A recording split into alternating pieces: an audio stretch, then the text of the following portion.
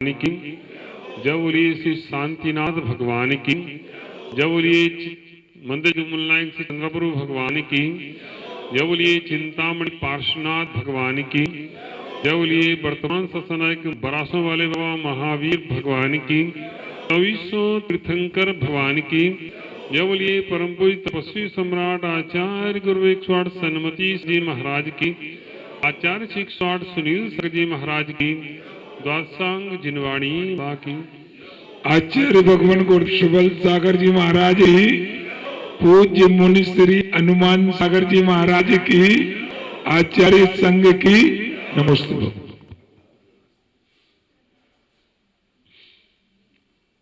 देह जीव को एक गिने बहिरातम तत्व मुरा है।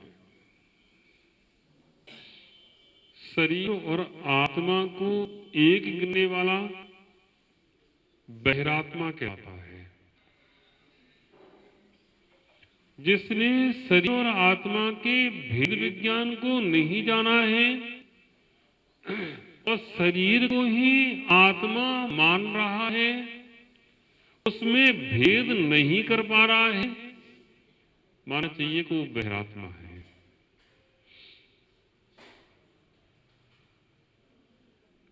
आप लोग बहिरात्मा के अंतर में हैं? कितने लोग बहिरात्मा हाथ पकड़ना? अंतरात्मा कितने लोग हैं? हाथ ऊपर, अंतरात्मा हाथ ऊपर हो, दिखाओ तो। कोई बात नहीं, गलती आपकी नहीं है। गलती है कि हम ये नहीं सुन पा रहे कि बहिरात्मा और अंतरात्मा कहते किसे हैं। जब तक हमें ज्ञान नहीं होगा तब तक हम कैसे कहेंगे कि हम बहिरात्मा? बिन जाने ते दोष गुणन को कैसे तजिए? बिना जाने कैसे समझेंगे क्या दोष है क्या गुण है? बाह्य दृष्टि जिसकी है वो बहिरात्मा, अंतर्दृष्टि जिसकी है वह है अंतरात्मा। अब बाह्य दृष्टि तो सबकी, सब लोग बाह्य व्यवस्था में लगे, लेकिन दृष्टियां दो प्रकार की, एक बाह्य दृष्टि, एक अंतरंग दृष्टि है। बाह्य दृष्टि आंखों से देखा हुआ पदार्थ उसको अंदर की दृष्टि से अपना मानना, तो बहिरात्मा है। और बाह्य से पदार्थ देखा और बाह्य से पदार्थ देखने के बाद भी तुमने उसे बाहर से तो अपना कहते हो, लेकिन अंदर से अपना तुमने नहीं माना। समझना, बाहर से अपना कहते जरूर हैं, लेकिन अंदर से तुमने अपना नहीं माना। ये तुम्हारी अंतरंग दृष्टि है। लोक व्यवहार में बाह्य से पदार्थ को अपना कहना पड़ा है, कहते हैं, सब कहते हैं, वो कहेंगे नहीं तो व्यवहार चलेगा, व्यवहार का लोप हो जाएगा। लेकिन निश्चय से हमारे अंदर ये धारणा में नहीं होना चाहिए कि मेरा है। बॉबी भाई, ये टोपी तुम्हारे सिर पे लगी, तुम्हारी दूसरे की है।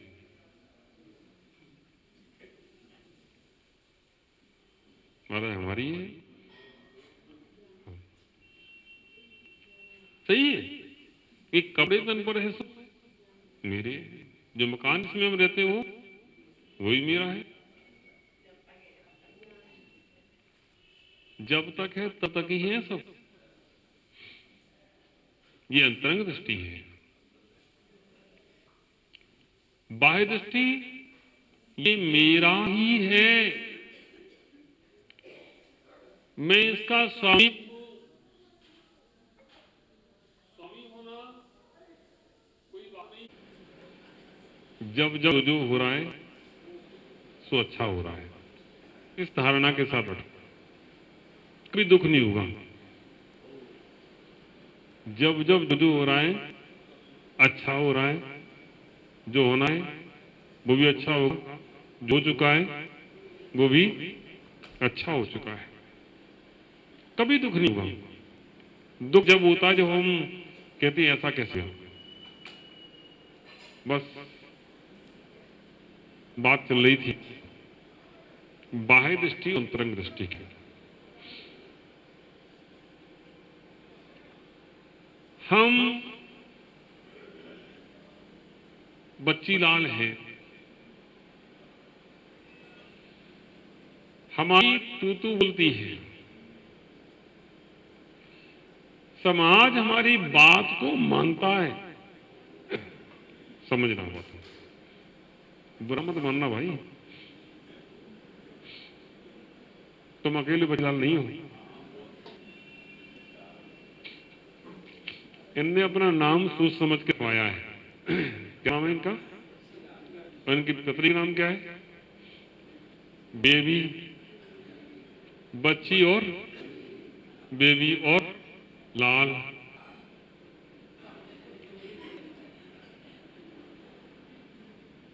बच्ची, बेबी और लाल, तीनों का मतलब क्या हुआ?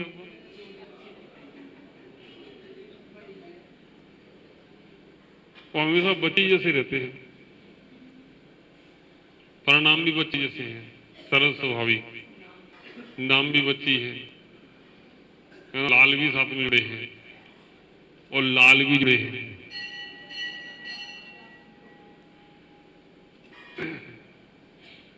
हम जब तक कहते हम बच्ची लाल हैं, हमारे बिना समाज में कोई काम नहीं होता है। हम जो कहते हैं वही होता है। हमारा परिवार, हमारा समाज हमारी बात मानता है। इस अहीन बुद्धि में बैठते हैं तो बाह्य दृष्टि है, और ये हमारा पुण्य है कि आज हमारी बात लोग सुनते हैं। ये हमारी पुण्य प्रति है। आज हमारी अब लोग बात सुन रहे हैं, हम कहते तो लोग बात मानते भी हैं। ये हमारी अंतरंग दृष्टि है। जहां अहंकार बैठ जाता है वहां बाह्य दृष्टि होती है। जहां अहंकार से छूट जाते हैं, होता स्वयं जगत परिणाम, मैं जग का करता क्या काम। जगत के परिणमन चले हैं, चलेंगे, वे रुकने वाले नहीं है। हम लोग तो उसमें निमित्त मात्र हैं, कोई कुछ करने वाला नहीं है। जो हमारी दृष्टि ऐसी बन जाती है तो हमारी दृष्टि अंतरंग दृष्टि बन जाती है। मैं कौन हूं, क्या कर सकता हूं। हर काम अपनी योग्यता से चल रहा है। वस्तु में योग्यता है तो काम हो रहा है, और वस्तु में योग्यता नहीं है तो काम होने वाला नहीं है।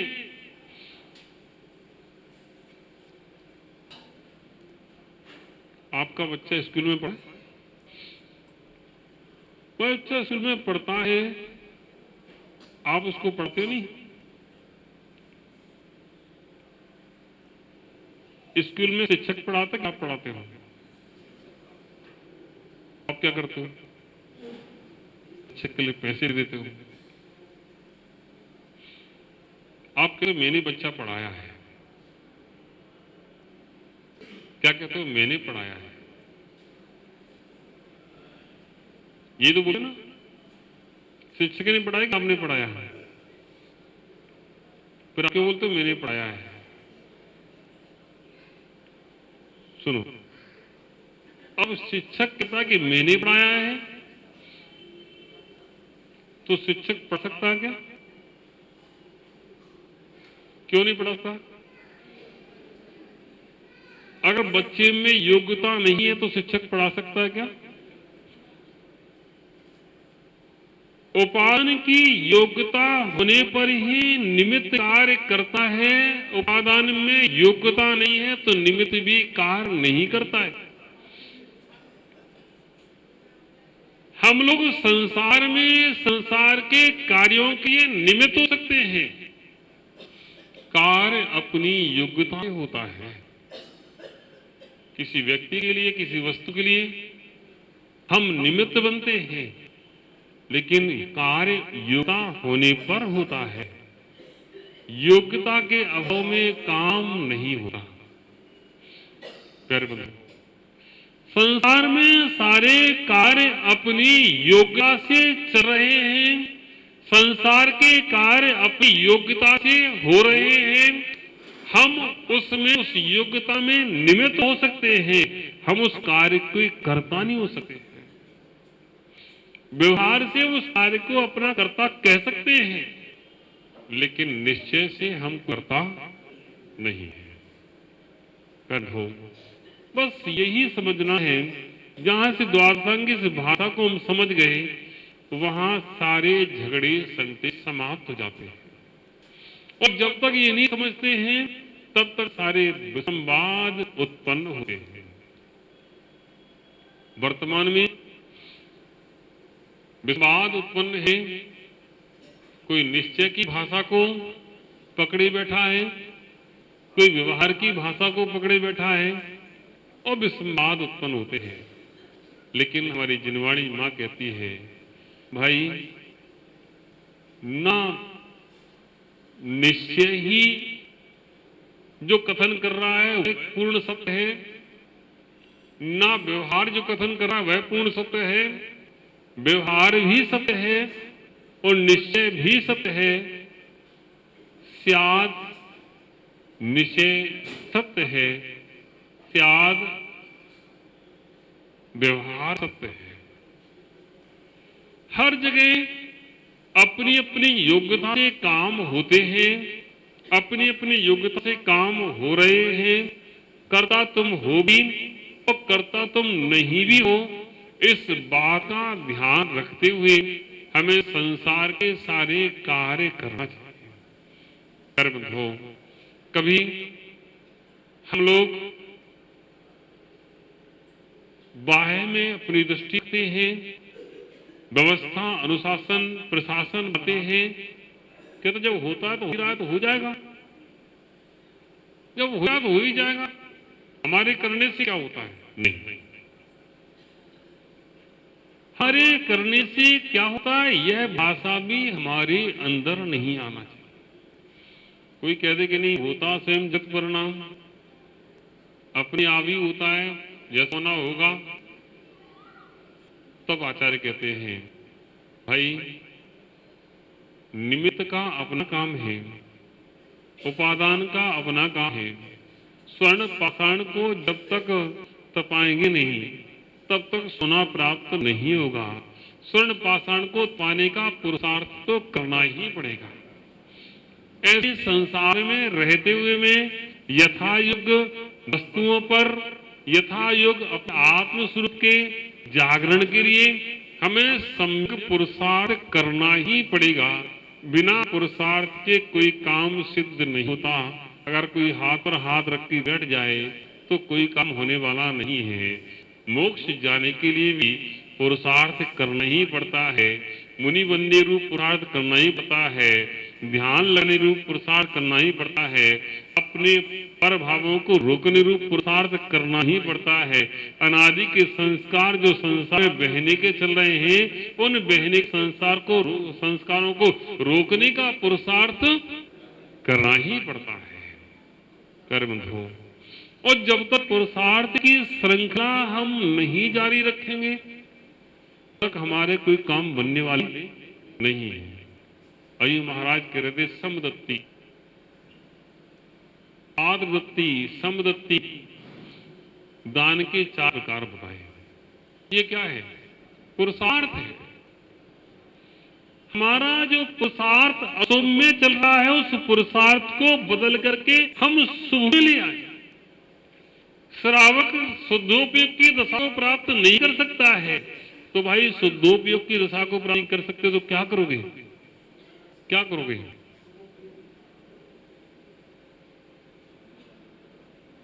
पूजा, दान, मुनि की सेवा, पूजा करना, दान करना, मुनियों की सेवा करना, ये श्रावक का पुरुषार्थ है।